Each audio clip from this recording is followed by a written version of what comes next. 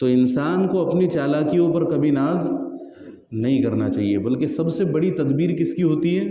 اللہ تعالیٰ کی۔ وَمَكَرُوا مَكْرًا وَمَكَرْنَا مَكْرًا وَاللَّهُ خَيْرُ الْمَاكِرِينَ، کہ انہوں نے ایک چال چلی اور ہم نے ایک تدبیر کی، لیکن اللہ رب العزت سارے با تدبیروں سے بہتر تدبیر کرنے والے۔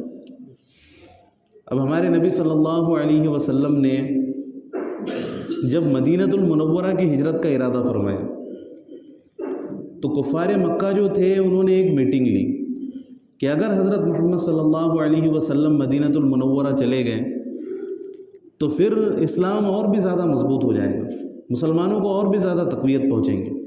تو انہوں نے یہ پلاننگ کی کہ ہم آج رات میں حضرت محمد صلی اللہ علیہ وسلم کا مکمل طور پر خاتمہ کر دیتے، اور ان کو یہ ڈر بھی تھا کہ نبی کریم صلی اللہ علیہ وسلم کا جو خاندان ہے وہ ان سے بدلہ لیں گا۔ تو انہوں نے یہ پلاننگ کی کہ ہم سارے خاندانوں میں سے ایک ایک فرد کو لیتے اور سارے افراد مل کر اللہ کے نبی صلی اللہ علیہ وسلم کے گھر کا محاصرہ کرتے۔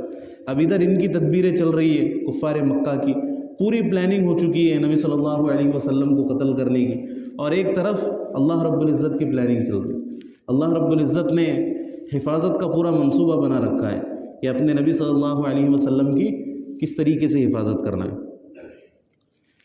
تو اللہ کے نبی صلی اللہ علیہ وسلم کو حکم ہوا کہ چاروں طرف سے کفار آپ کا محاصرہ کر چکے، تو آپ کیا کریں، سورہ یاسین کی تلاوت کریں اور ایک مٹھی کنکر لیں اور اس کو ہوا میں پھینک دیں۔ تو وہ ایک مٹھی کنکر جو تھے تو اس نے سارے کافروں کو اندھا کر دیا، سارے کافروں کو اندھا کر دیا، اور نبی کریم صلی اللہ علیہ وسلم کب وہاں سے نکل گئے ان کو احساس بھی نہیں ہوا۔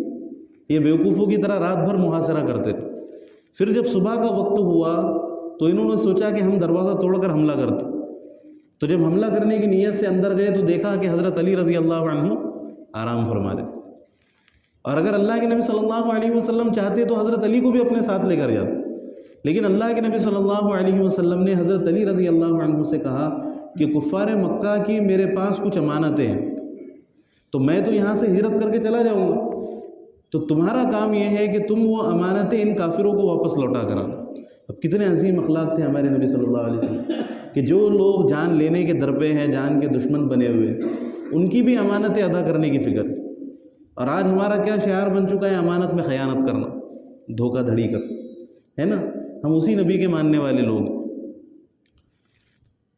تو حضرت علی رضی اللہ عنہ کو وہاں پر پایا، اور حضرت علی رضی اللہ عنہ بھی اطمینان سے آرام کر رہا۔ اب ایک شخص نے حضرت علی رضی اللہ عنہ سے پوچھا کہ علی، جب اللہ کے نبی صلی اللہ علیہ وسلم نے آپ کو محاصرے کی رات اپنے بستر پر چھوڑا تھا تو آپ کو نیند کیسے آئی؟ آپ کو نیند کیسے آئی؟ اب ذرا تصور کیجئے کہ چاروں طرف سے لوگ تلوار لے کے کھڑے ہوئے ہو قتل کرنے کے لیے، اور ایک شخص اندر سویا ہوا ہو تو اس کی حالت کیا ہوگی؟ کتنا ڈر لگا ہوا ہو۔ تو حضرت علی رضی اللہ عنہ فرمانے لگے کہ وہ تو میری بہت اطمینان والی رات تھی، اور اس کی وجہ یہ تھی کہ اللہ کے نبی صلی اللہ علیہ وسلم نے مجھ سے کہا تھا کہ تم ان کافروں کی امانتیں لوٹا کر مجھے مدینہ میں ملنا۔ اب جب اللہ کے نبی صلی اللہ علیہ وسلم نے یہ کہہ دیا کہ مجھے مدینہ میں ملنا ہے، تو پھر مجھے اس بات کا یقین تھا کہ مجھے مدینہ پہنچنے سے پہلے موت نہیں آ سکتی۔ اب تو موت کا فرشتہ بھی میرا کچھ نہیں بگاڑ سکتا جب اللہ کے نبی صلی اللہ علیہ وسلم کی طرف سے ضمانت ملی اس بات کی۔ اور اللہ کے نبی صلی اللہ علیہ وسلم کی بات وہی ہوتی تھی جو اللہ آپ کی زبان سے نکالتے تھے، اللہ ہی کا حکم ہوا کرتا تھا۔ وما ينطق عن الهوى ان هو الا وحی یوحى، کہ نبی کریم صلی اللہ علیہ وسلم اپنی طرف سے کوئی لفظ زبان سے نہیں نکالتے، بلکہ جو کچھ بھی کہتے ہیں وہ اللہ ہی کی طرف سے ہوتا۔ تو کافر دھوکے میں مبتلا ہو گئے۔ صبح دیکھا تو حضرت علی رضی اللہ عنہ بستر پر پڑے ہوئے، اور اللہ کے نبی صلی اللہ علیہ وسلم ہجرت کے لیے روانہ ہو، اور راستے میں بھی پھر ان کی تدبیریں، ان کی پلاننگ، انہوں نے انعام رکھا کہ جو بھی حضرت محمد صلی اللہ علیہ وسلم کو پکڑے گا تو ہم 100 اونٹ اس کو انعام میں دیں گے۔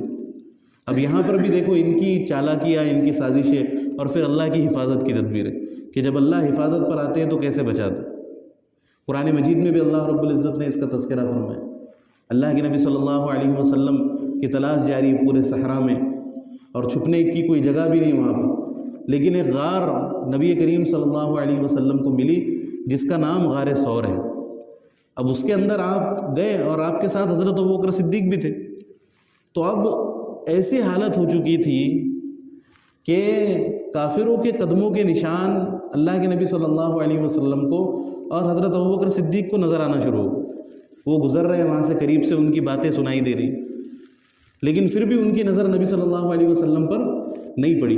اور اللہ رب العزت کی طرف سے تدبیر بھی ہوئی کہ ایک کافر نے ارادہ کیا اس میں داخل ہونے کا، اس غار میں، لیکن اللہ رب العزت نے ایک مکڑی کو حکم دیا کہ غار کے دروازے پر جالا بند دے. غار کے دروازے پر جالا بند دیا. اس مکڑی نے جالا بند دیا اور کبوتر نے وہاں پر انڈے دے دی.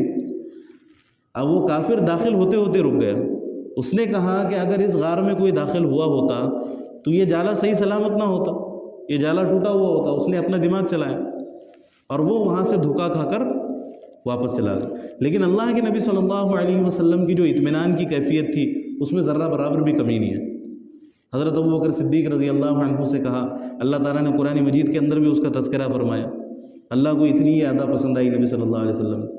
آپ نے حضرت ابوبکر صدیق رضی اللہ عنہ سے کہا، اذ ہما فی الغار فقال لصاحبہ لا تحزن ان اللہ معنا، کہ جب وہ دونوں غار میں تھے تو نبی صلی اللہ علیہ وسلم نے اپنے ساتھی سے کہا کہ غم مت کر، بے شک اللہ تعالیٰ ہمارے ساتھ ہے نا.